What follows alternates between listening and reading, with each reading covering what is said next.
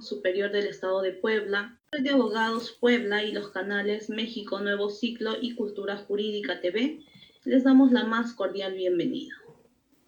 Y el día de hoy tendremos un interesante masterclass titulado El fracaso de las políticas públicas en materia de seguridad en México y Latinoamérica, a cargo del doctor Rubén Blanca Díaz, abogado y docente de educación superior, a quien le agradecemos aceptar la presente invitación, y para lo cual procederé a leer su síntesis curricular.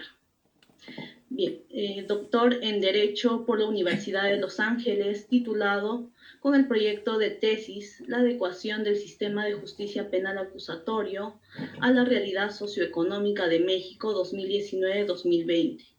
Maestro en Derecho y Ciencias Penales por el Instituto de Estudios Universitarios Plantel Puebla, titulado por Excelencia Académica y Proyecto de Tesis, Revisión de la tipificación penal en la Reforma Electoral Constitucional 2008. Abogado, notario y actuario egresado de la Benemérita Universidad Autónoma de Puebla, con la tesis El Observador Electoral, Análisis en la Legislación Electoral Federal y del Estado de Puebla 2003. Título y cédulas registradas ante el HTSJ y juzgados federales. Asesor metodológico y de contenido en tesis de las licenciaturas en Derecho y Comunicación. Diplomado en Medios de Impugnación y Sistema de Nulidades en materia electoral por el Tribunal Electoral del Poder Judicial de la Federación. Certificado en Enseñanza de la Propiedad Intelectual por la OMP. Ex juez calificador del municipio de Puebla 2005-2008. Colaboró en el Despacho Técnico Agrario AXETJA. Miembro de la SOME, Sociedad Mexicana de Estudios Electorales. Ponente en más de 60 foros sobre el nuevo derecho procesal penal, medios de participación ciudadana, elecciones, democracia contemporánea y justicia terapéutica. Impulsor de la Ley de Participación Ciudadana en el Estado de Puebla. Plebiscito, referéndum, iniciativa popular y revocación del mandato. Colaborador de la revista Calmecap. Conductor del programa de Radio Cultura Jurídica por Sintonía VP. Diplomado en Educación Superior modalidad en línea, asesor de equipos en competencias sobre litigación oral, penal representado a la VP y IADU en los concursos organizados por la CONATRIP, USAID, Ibero y ELDP.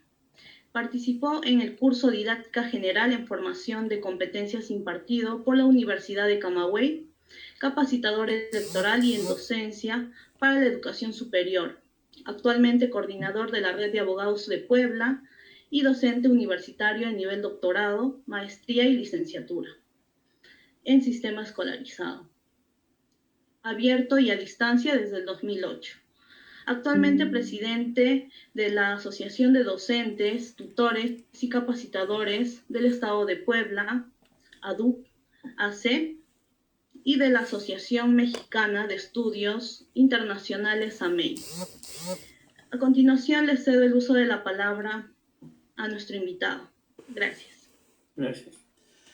Muchísimas gracias, Keiko. Es un gusto saludarte. No sé qué le pasó a mi cámara, pero esperemos que ahorita se reinicie nuevamente y me puedan ver. Pero antes que nada agradecer a todos los participantes, a Keiko su afable presentación. Quiero destacar que Keiko es una colaboradora que está en Perú, en Lima, futura abogada, nos ha apoyado bastante en diversos temas jurídicos por allá. Ella también está colaborando para UTEL, una universidad donde tengo también la oportunidad de colaborar tanto en Lima como aquí en México. Y bueno, pues muy agradecido por su presentación, siempre gran anfitriona.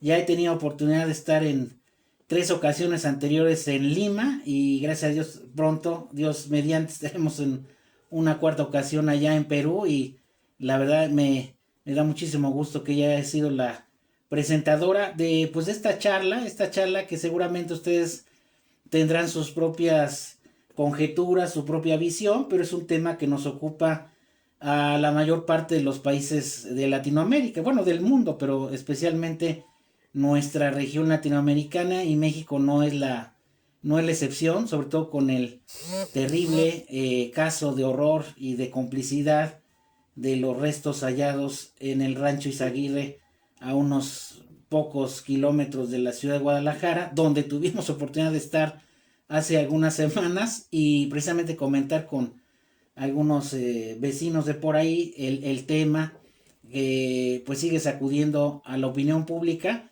pero vamos a ver que esto no es de ahorita, esto es prácticamente de más de 20 años en donde pues no ha habido políticas públicas en materia de criminalidad serias, y vamos a ver por qué estas han fallado. Y como es un flagelo, la criminalidad común y organizada es un flagelo que desafortunadamente se vive pues de manera común en la mayor parte de los países latinoamericanos, y México sobre todo por su cercanía con Estados Unidos.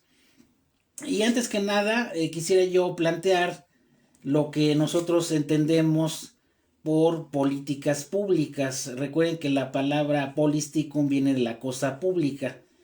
Y nosotros al hablar de criminalidad, pues estamos hablando de aquellas cosas que nos interesan a todos en materia pues de seguridad, ¿no?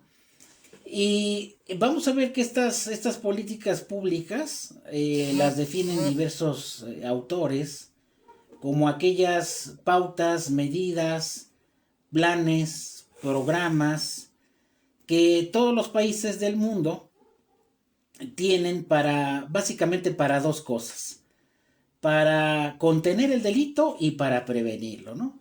Muchas veces se cree que las políticas públicas en materia de criminalidad solamente son para contener el delito, y no. La prevención yo creo que es el punto toral y es lo más importante de estas políticas públicas de criminalidad. Esto quiere decir adelantarse a la comisión de cualquier tipo de ilícito. Si nosotros podemos evitar que se gesten futuros delincuentes y futuros delitos, pues los países, los gobiernos, las autoridades, pues deben de estar conscientes de que pues tienen que echar adelante esas medidas de prevención. Y hay otras medidas de las cuales vamos a hablar un poco más adelante, que se denominan de contención o de represión, que son aquellas que también implementan todos los países, Latinoamérica y México no es la excepción, para contener de momento el delito. Esto quiere decir, lo repliegan, lo contienen, pero de fondo no se resuelve absolutamente nada, solamente es una contención, porque finalmente las medidas que sí van a dar resultado pues son las medidas preventivas, y sea hacia las causas, hacia el origen del problema. Y cito a Clark Roxin, antes de entrar al fondo de nuestro tema, que dice que todos los países pues siempre tienen un cierto nivel de criminalidad. Esto quiere decir que nunca se puede llegar a cero. Pero cuando estos índices de criminalidad se desbocan, o sea, se salen de control, como es el caso de México y Latinoamérica, ya tiene un impacto negativo en la población y ya empieza a preocupar. Los principales preocupados pues, son la ciudadanía, ¿no? Son la que queda en estado de indefensión ante la criminalidad, pero también los gobiernos, porque pues algunos pues se cuestionan qué pasa, qué mejores estrategias pueden implementar, pero vamos a ver que muchas veces estos temas pues desafortunadamente son propiciados por ellos mismos, y ahorita lo vamos a explicar el por qué. Y hay una frase con la que quisiera yo comenzar esta breve charla: si ustedes realmente se sienten seguros al salir a la calle.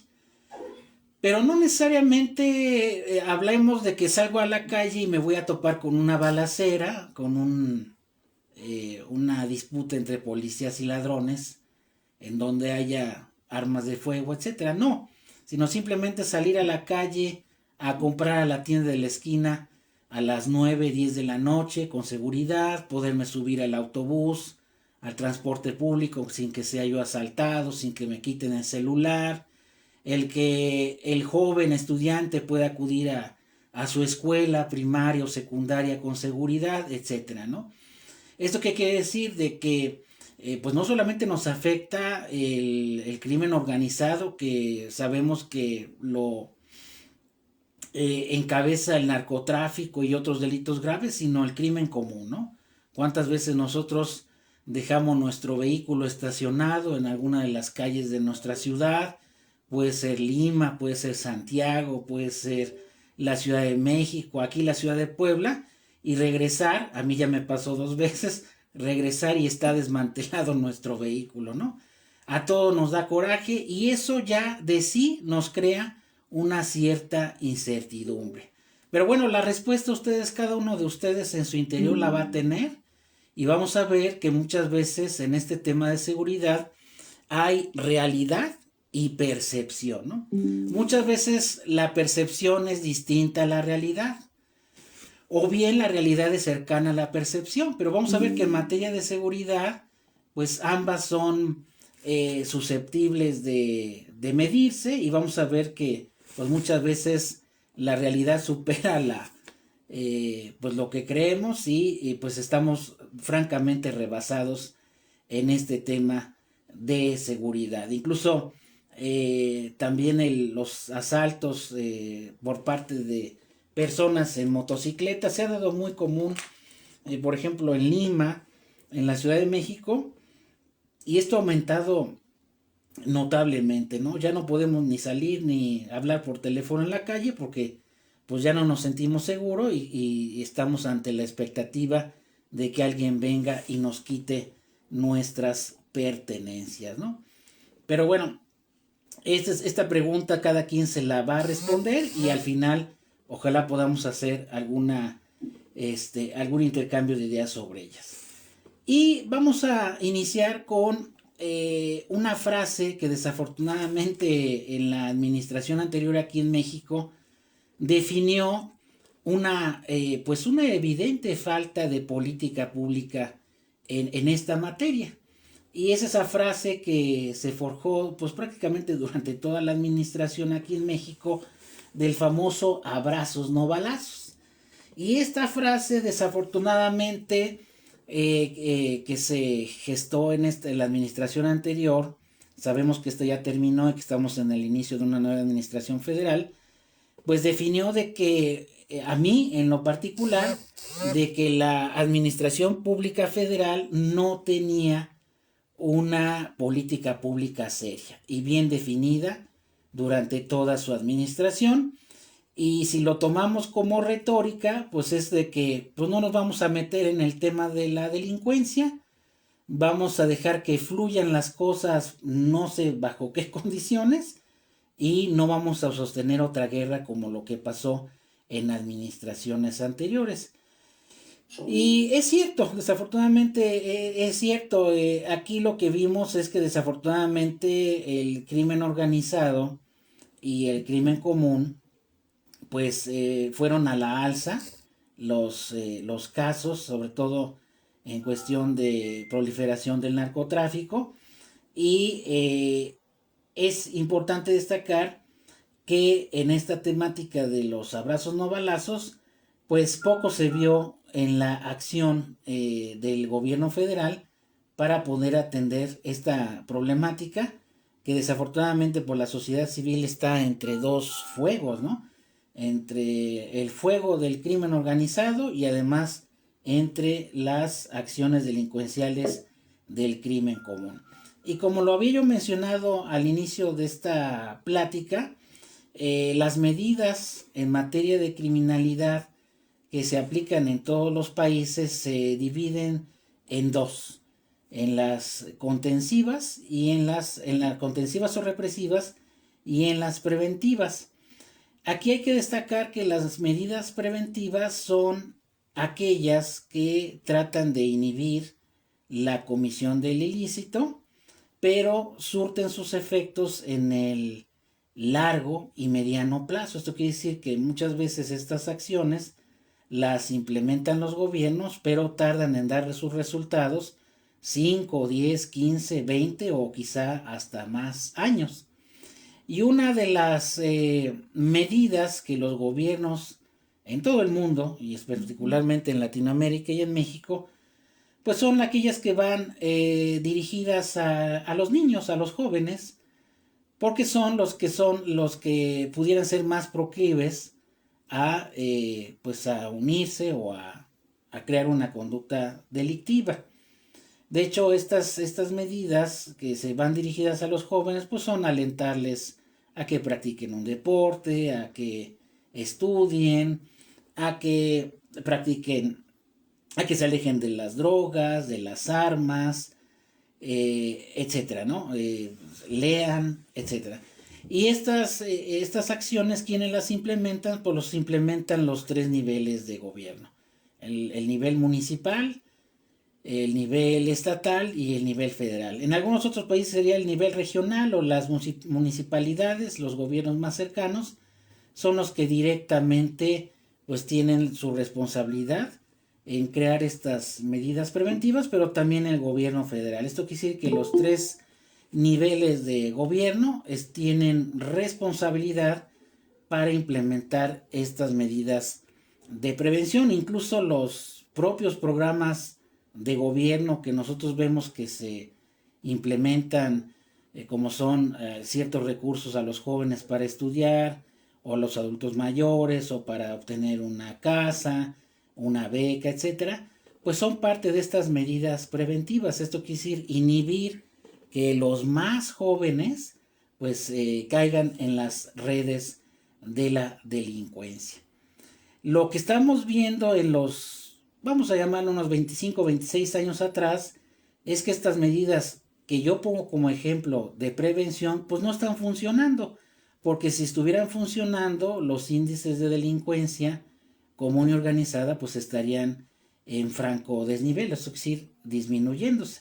Y lo que estamos viendo, por ejemplo, aquí en esta gráfica, es que desde el sexenio aquí en México de Vicente Fox, allá en el año 2000, hasta el año pasado, lo que vemos es un incremento sostenido de pues de los delitos, ¿no? Quizá lo único que en las gráficas del gobierno, sobre todo federal, ha disminuido son los delitos de impacto como los homicidios, pero eso realmente es una estadística en una parte del sexenio anterior, pero lo que estamos viendo es que los delitos violentos y sobre todo los delitos patrimoniales han ido a la alza. Y desafortunadamente esas medidas de prevención como las que les he mencionado, la intervención social de delito, pues francamente no han funcionado, ¿no? Si las medidas de prevención que el gobierno anterior, el sexenio anterior, haya implementado en esta materia, en materia de prevención, funcionaran, lo veríamos sus resultados en unos pocos años. Eso quiere decir que a mediados o a finales de esta administración, a inicio de la próxima, estaríamos viendo la reducción significativa de los delitos. Y no solamente de los delitos graves, si realmente estas medidas de carácter preventivo estuvieran funcionando. Eso lo vamos a ver, quién sabe. Pero lo que ha sido una constante en los últimos 20, 22 años es que se ha notado un incremento en estos delitos, ¿no? Y vamos a ver que no solamente dentro de las políticas públicas de materia de criminalidad se toma en cuenta aspectos de inseguridad, sino también hay aspectos relacionados como la educación, la pobreza, que significan un desafío precisamente para poder atacar el crimen, ¿no? Vamos a ver que el medio, el aspecto social también es un factor determinante para la elevación de estos índices de criminalidad, tal y como lo estamos viendo en estas gráficas. E incluso hay estados que han mantenido una constante en esta incidencia delictiva, y desafortunadamente Puebla es uno de los que encabeza esta lista de los estados más inseguros. Jalisco, Tamaulipas, etcétera, y otros estados pues están francamente a la alza en estos índices delictivos, según las últimas estadísticas de del Secretariado de Seguridad Pública, ¿no? Y los estados con mayor incidencia, como parte de esta introducción al tema, uno de los delitos que más se elevó en la República Mexicana y en algunos estados, pues el robo a transporte, ¿no? Y aquí Puebla, desde donde estamos transmitiendo, y el Estado de México encabezan la lista de robo al transporte público. Y ya pasando también en las estadísticas a nivel Latinoamérica, pues vemos que hay países que encabezan temas de inseguridad. De hecho, hay hace poco tiempo investigué un top de los países más inseguros y más seguros de América Latina en cuestión de criminalidad. Y desafortunadamente hay países como Perú, como Venezuela, como Honduras, que encabezan la lista de los países latinoamericanos con mayor incidencia de crímenes, sobre todo homicidios, ¿no? México, pues desafortunadamente también está dentro de esta lista. Y los países más seguros, porque eso también lo investigué, los más seguros de toda América Latina, en donde tienen baja incidencia de delitos de impacto, estamos hablando de homicidios, pues está Costa Rica, Uruguay, Chile, Panamá y Paraguay. Entonces, para que se den cuenta de que pues el azote de los delitos graves es para toda la región latinoamericana, y hay países que se destacan, como es el caso de Venezuela, que incluso lo ponen en primer lugar como el país más inseguro en tema de homicidios en toda América Latina, y el país más seguro lo ponen como Costa Rica, como el de menor índice de delitos, sobre todo de alto impacto, ¿no? Y como lo mencionaba yo también, hay otras medidas que implementan los gobiernos para contener y reprimir el delito, que son medidas que, como su nombre lo dice, contienen el delito de manera inmediata, momentánea, pero no resuelven el fondo del asunto. Esto quiere decir que, por ejemplo, situaciones de más patrullas, más policías, más operativos, por ejemplo, del ejército, de la policía, los botones de pánico, etcétera, pues son medidas de contención que solamente van a inhibir el delito de momento, pero que de fondo no resuelven absolutamente nada. Estas medidas de contención, por ejemplo, en América Latina, pues tenemos el ejemplo de El Salvador con Nayib Bukele. De hecho, hay quienes cuestionan ese método de tolerancia cero como medida de contención en ese país, e incluso hubo una nota periodística que apenas recientemente también me enteré, donde Nayib Bukele criticaba al gobierno de México, al gobierno actual, de no poder resolver el problema de la criminalidad de estado por estado, ¿no?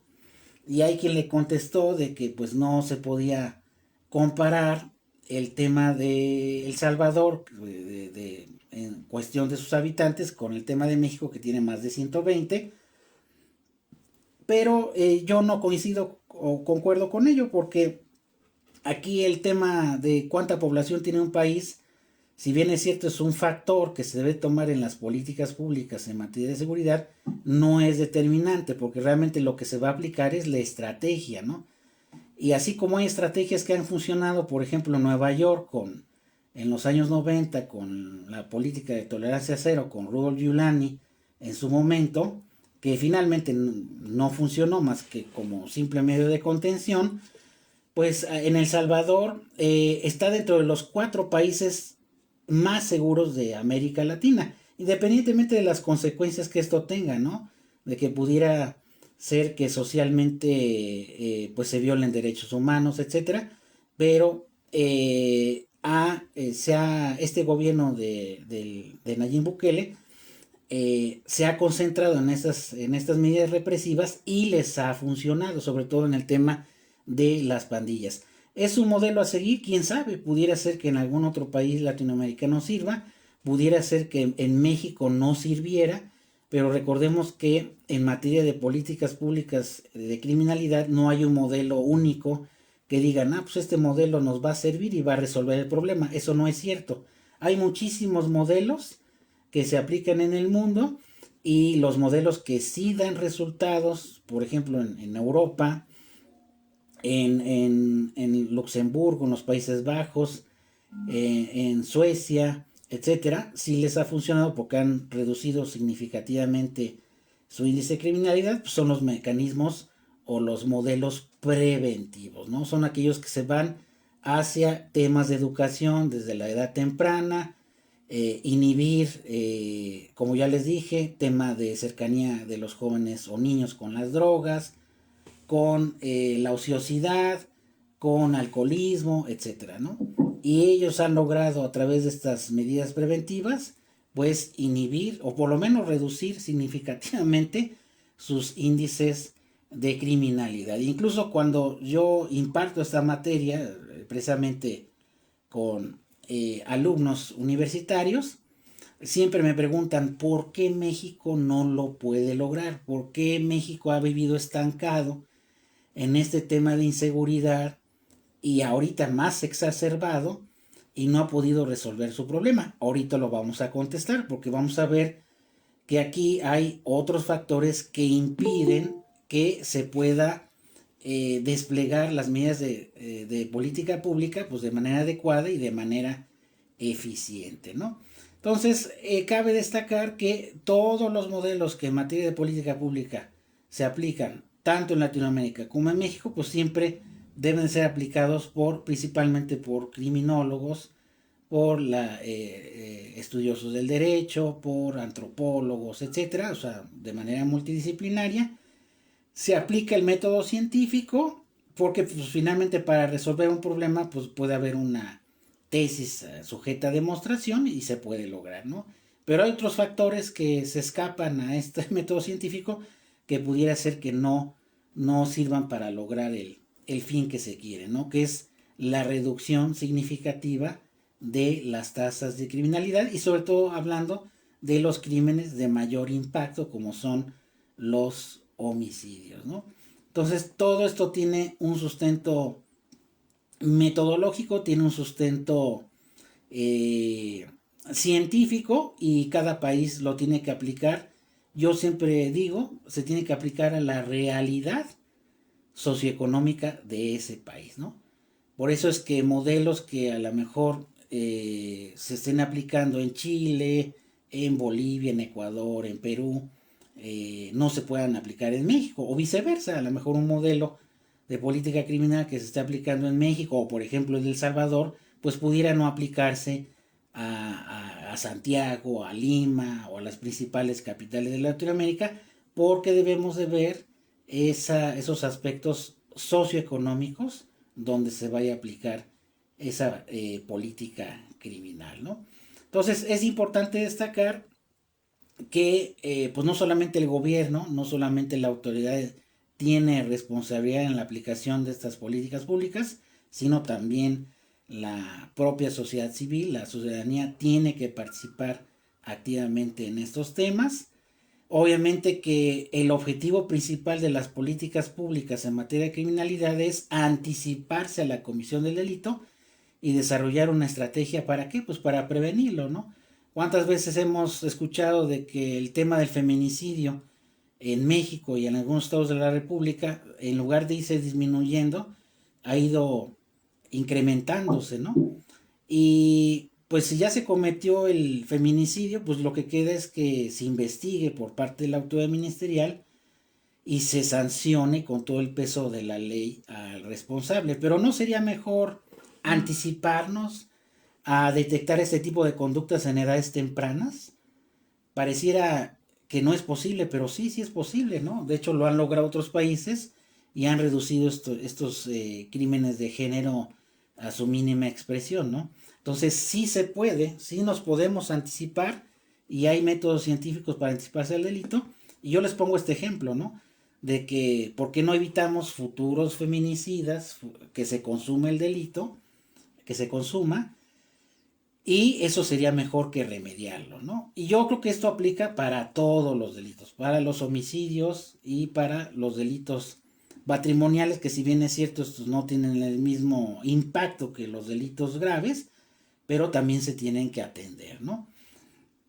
Y vamos a ver que, como ya lo había mencionado, no hay un solo programa de política válido a nivel mundial. Cada país debe de tener su propia política criminal y no necesariamente son medidas de coerción o de castigo, ¿no? Porque vamos a ver que si hay una cultura de la paz, del arreglo o del acuerdo mediante una conciliación, una mediación, un acercamiento, una negociación, podemos evitar las consecuencias negativas de un procedimiento como sería un procedimiento judicial, ¿no? Y aquí también es importante entender que pues en toda la aplicación de estas medidas de medida política criminal, pues intervienen varias áreas de la ciencia, ¿no? Incluso yo diría que tendríamos que apartar aquí el tema jurídico penal para para dar paso a las ciencias de las áreas del comportamiento. Y vamos a ver que la principal ciencia del área del comportamiento pues es la criminología, ¿no? La ciencia que estudia el origen, el porqué, las causas del ilícito, ¿no? Por eso es que política criminal y criminología pues van de la mano, porque son las dos áreas de la ciencia que van enfocadas a la aplicación correcta de estas medidas de política criminal, ¿no? Y recapitulando las dos ramificaciones de las cuales se derivan de la política criminal, recuerden las preventivas, que son las que tienen efectos en el mediano y largo plazo y se enfocan al origen del delito, y que si estas se hubieran aplicado en años atrás, pues ya tendríamos una reducción significativa. Si no lo tenemos, ¿es por qué? Pues porque no han funcionado. Una de dos: o no se les ha dado el seguimiento a esas medidas de prevención; dos, no se han implementado de manera correcta; y no se les ha dado, no se les ha evaluado, ¿no? Porque también las medidas de política criminal se tienen que evaluar. Cuando terminan los trienios, los sexenios o el periodo gubernamental ya sea de un municipio, de un estado, de una región o de una municipalidad, pues se tiene que evaluar si nos funcionó estas medidas, no nos funcionó, hay que continuar con algunas, hay que cambiar otras las tenemos que dejar sin efecto. ¿Cuándo hemos escuchado aquí en México que un gobierno se plantee una evaluación de esas medidas? Nunca, yo no lo he escuchado.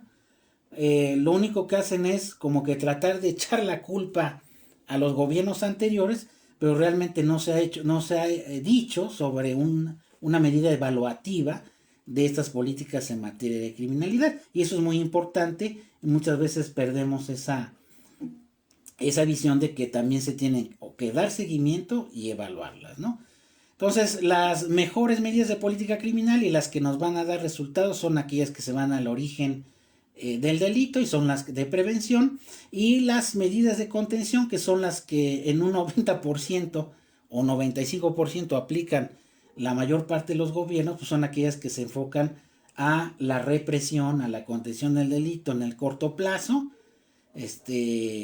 Por ejemplo, hacen un operativo y detectan armas, droga, detienen a las personas, pero realmente no se están yendo al origen del problema. Pudieran dar efectos de manera inmediata, pero sus resultados no son duraderos, ¿no? Ese es el problema de las medidas de contención, porque pues sus resultados son solamente de manera momentánea, pero no tienen efectos a largo plazo, ¿no? La mayor parte de las medidas que se anuncian, sobre todo en el ámbito municipal, pues es más patrullas, más policías, más videovigilancia, más operativos, pero esto finalmente no se está yendo a las causas del problema. Yo siempre les digo a mis alumnos en talleres, en las clases, de que los gobiernos deben de implementar ambas, ¿no? Ambas son necesarias para reprimir, para contener el delito, pero finalmente las que debieran de tener mayores recursos operativos, materiales, económicos, pues serían las medidas de prevención, porque son las que finalmente van a dar efectos duraderos. Ahora bien, en la parte medular de nuestra plática, ¿qué es lo que evidencia precisamente esta falta de políticas públicas en materia de criminalidad en nuestros países de nuestra región latinoamericana y específicamente en México? Y vamos a ver que también las pasamos desapercibido, pero esta es básicamente pues una muestra de que están fallando totalmente estas medidas.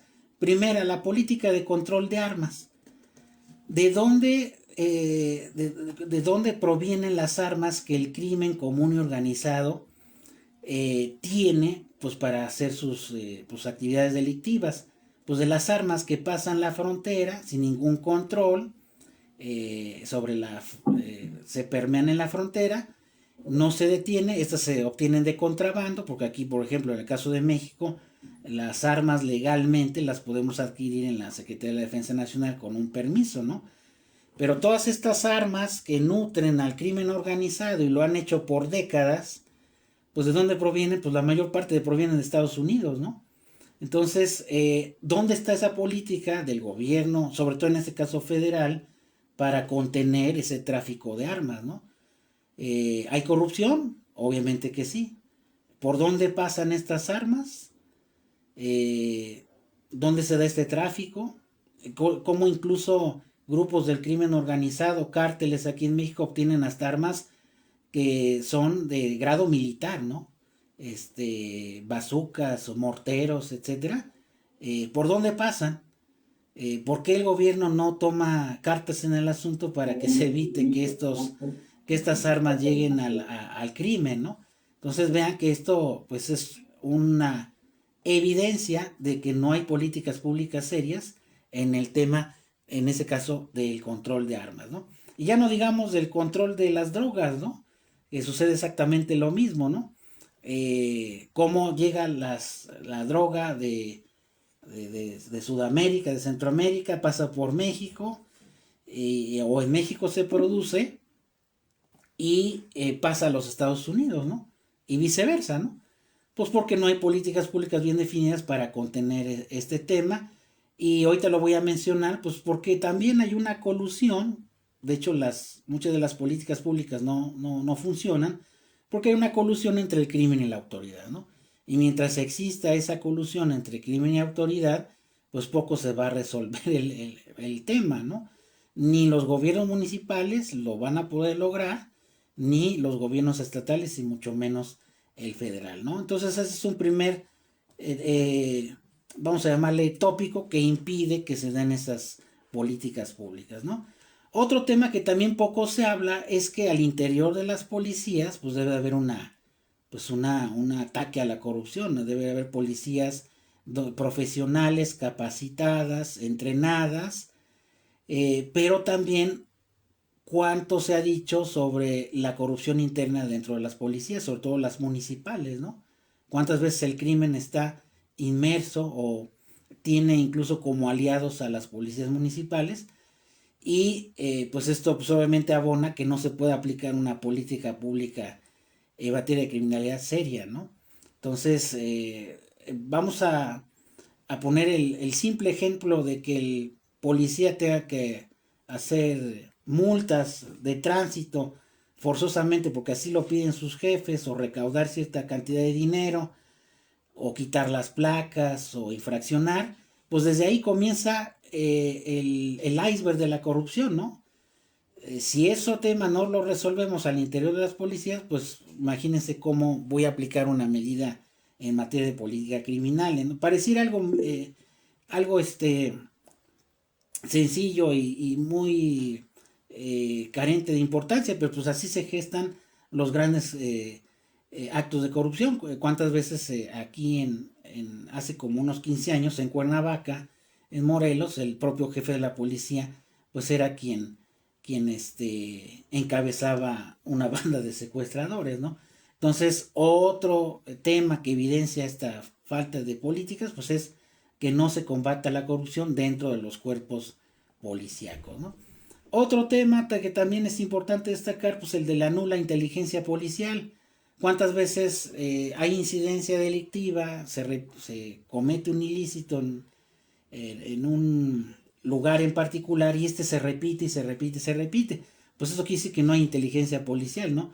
Yo he visto que, por ejemplo, la PDI en Chile y en Perú, la policía, anuncia que ha desmembrado bandas de robo de autopartes, bandas del crimen, organiza, por ejemplo, fraudes a través de medios cibernéticos.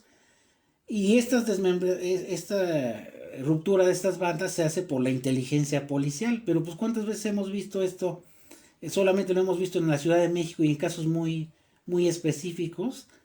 Por ejemplo, de quienes extorsionaban por medios telefónicos. Salió la nota hace poco tiempo.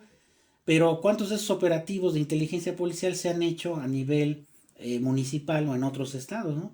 Que no sea el Distrito Federal. Entonces, pues eso obviamente, la falta de inteligencia policial, pues también evidencia que no hay una política pública seria en materia de criminalidad. Y esto todo abona a que en lugar de que se reduzcan los índices de criminalidad, pues al contrario se vayan a la alza, ¿no?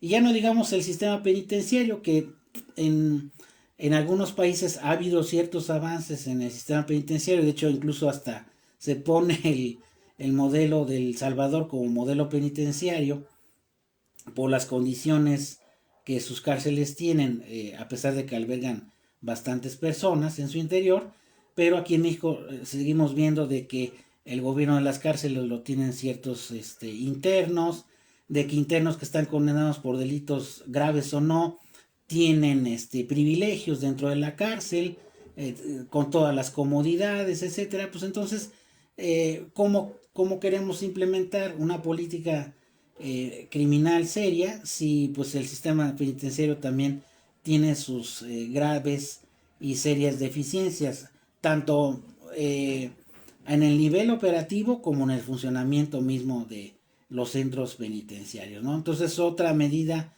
y otro tema que queda en el tintero y que hace que no haya políticas criminales serias, pues es el del sistema penitenciario, ¿no?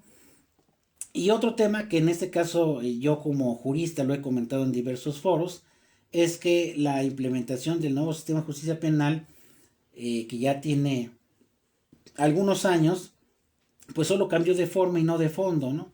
Desafortunadamente estamos viendo los mismos vicios que tenía el sistema anterior. La víctima, que es la que más afectada por el delito, le cuesta trabajo reivindicar sus derechos, hacer efectivo su reparación del daño, etcétera. Entonces, hemos visto que también en el sistema de justicia penal ha quedado a deber. Son muchas las expectativas que se tuvieron en la aplicación del sistema de justicia, aunque las partes del procedimiento sí, en cierta manera, los principios rectores hicieron que mejorara el sistema procesal, pero esto no es lo único que se debiera de hacer, sino también importantes cambios en la operatividad, en el funcionamiento de los ministerios públicos. Sigue siendo extremadamente deficiente y yo creo que el simple hecho de que haya un desequilibrio entre el ejercicio de los derechos de la víctima y los derechos del imputado ya hace de sí que falle este sistema, ¿no? En esta administración actual y ni en la otra administración aquí en México específicamente se ha hecho una evaluación o las primeras evaluaciones si este sistema de justicia como un todo, o sea, como de manera integral realmente ha servido, ¿no? Entonces, eso también ha sido problemático. Es más que evidente que no es un sistema de justicia penal que se acople a nuestra realidad social y política. Eso es más que evidente. Yo he hecho un estudio sobre ello. Ya sería cuestión de comentarlo en alguna otra ocasión. Y pues los sistemas, los países latinoamericanos que tienen ese sistema, vean que tienen el mismo problema del incremento de la inseguridad, porque pues así como se comete el delito, la persona que lo cometió no escarmienta de ningún modo, sale y lo vuelve a cometer. ¿Por qué? Porque pues le da la vuelta a la ley, le ha tomado la medida, de hecho abogados y delincuentes le han tomado la medida a este sistema y finalmente tampoco ha funcionado, ¿no? Esto lo he dicho en foros, me he ganado críticas, pero ya en un momento tendremos la oportunidad de fundamentar por qué esto no ha funcionado, ¿no? Y también otro aspecto importante que evidencia pues la falta de políticas serias en materia de criminalidad, pues la nula cultura de la paz y la acción vecinal, ¿no? Hay sencillas acciones que los vecinos, que los ciudadanos podemos implementar en materia de criminalidad, sí, ¿no? Eh, ¿Cuántas veces como vecinos, pues, ni siquiera conocemos a quienes viven cerca nuestro, no nos presentamos, no tenemos buena iluminación fuera de nuestras casas, eh, no acompañamos muchas veces a nuestros hijos a las escuelas, no nos percatamos quienes nos rodean, movimientos extraños, etcétera. Las videocámaras, aunque ahorita ya hay ciertas limitaciones, pues en una manera de inhibir el ilícito, etcétera. Nos invitan a una reunión vecinal, no acudimos porque estamos muy ocupados y nunca asistimos a ninguna de ellas, a pesar de estar enfrente de nuestra casa y de hacerse en días domingos. Entonces, mientras la ciudadanía, mientras la población esté desunida en ese tema y no se involucre en temas de seguridad de su colonia, de su entorno, pues tampoco esperemos resultados, ¿no? Es importante la acción vecinal, la acción en particular, la acción de la comunidad, precisamente para que también colaboremos en estas políticas públicas en materia de criminalidad, e incluso las propias policías a nivel municipal dan pláticas en las escuelas a los vecinos, y pues cuando hemos intervenido en alguna de ellas, cuando hemos solicitado su intervención. Entonces pues también debiera de preocuparnos el que nuestro entorno pues, sea un poquito más seguro y que tengamos una mejor acción vecinal, ¿no? Y otro que incluí ya de último momento en esta presentación es que también desde hace más de 20, 25, 30 años, muchas veces se ha hecho apología del delito, ¿no? ¿Cuántas veces hemos visto series en la televisión que hacen apología del delito, la narcocultura? Incluso hasta los jóvenes se ven alentados por esa aparente ganancia de dinero inmediata por actividades ilícitas, y esto contribuye en los medios de comunicación a ello, ¿no? Entonces esto es grave, ¿no? Esto no quiere decir que se limite la libertad de expresión, pero pues claramente hay límites, hay alcances de la libertad de expresión, y en este caso pues claramente la Constitución y la ley dice que no hay que hacer apología de ningún delito, pero pues en este caso en delitos graves, en las cuestiones del narcotráfico, pues también debiéramos como comunidad, como sociedad, pues evitar que se haga a través de estos medios esa apología del delito, ¿no? Porque, y sobre todo porque pues esto puede influir en los más jóvenes para que se recluten en las garras de la delincuencia, ¿no? Y como el tiempo se nos viene encima y lo que menos quiero es que se vaya a cortar la presentación, pues vamos a terminar con el caso desafortunado, el caso de horror, de complicidad de Teuchitlán. Esto no es nuevo, incluso en muchas notas bien lo comentan.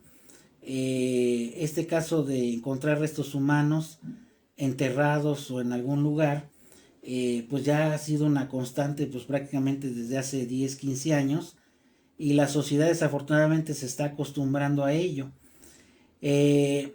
¿Por qué digo que de horror y complicidad? Porque pues es prácticamente evidente y notorio de que alguien se tuvo que haber dado cuenta de todas estas actividades que se hacían en este rancho ubicado en Jalisco, y cómo es posible que pues todos estuvieran, a lo mejor la comunidad enterada, menos la autoridad, ¿no? Entonces este tema rebasa los 3 niveles de gobierno, y yo creo que saca a la luz la puntita del iceberg de cómo los grupos del crimen organizado, sobre todo el narcotráfico, se han enraizado y se han dejado crecer en nuestro país desde hace más de 25 o 30 años, ¿no?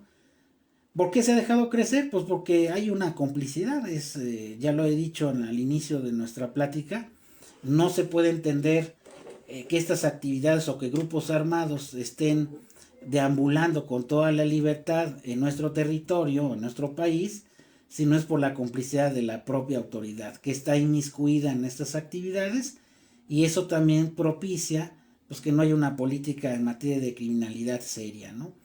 Este tema del caso Teuchtlán pues ponen muy mal parado al estado de Jalisco, las autoridades gubernamentales, no solamente de ahorita, sino del sexenio anterior, a las fiscalías, de que cómo es posible que no se haya asegurado la escena del crimen, que no se haya procesado ese lugar de manera correcta, y que pues ahora ya hasta hacen recorridos en ese rancho cuando todavía seguramente hay restos humanos o evidencia que pudiera servir en una investigación, y sobre todo para poder fincar en un proceso penal una responsabilidad a alguien, ¿no?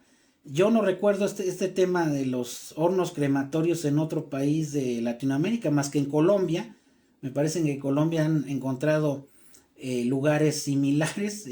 Aquí en México, pues ya en Tamaulipas, y yo creo que en otros estados desafortunadamente va a ser lo mismo. Y pues esto también nos invita a reflexionar qué queremos como país para los próximos años, y sobre todo de que pues se desplieguen las medidas de prevención, que son las que finalmente van a servir para inhibir el delito en el corto y largo plazo, y sus resultados pues los veremos yo creo que en unos 5 o 10 años, con la reducción significativa de los niveles de delincuencia. Si eso no sucede, pues es que ni esta administración se ha preocupado por tener políticas públicas serias, como desafortunadamente no se tuvieron en los 4 sexenios anteriores. Pues bien, yo creo que con esto terminamos esta plática. Agradezco a todos los que participaron en ella, y obviamente si tienen preguntas pues las podemos dejar aquí con nuestra compañera Keiko, si nos da tiempo de responderlas. Y creo que ya se cortó. Ándale, ya. Se cortó. Pero bueno, aquí estamos en Facebook todavía, aquí conectados.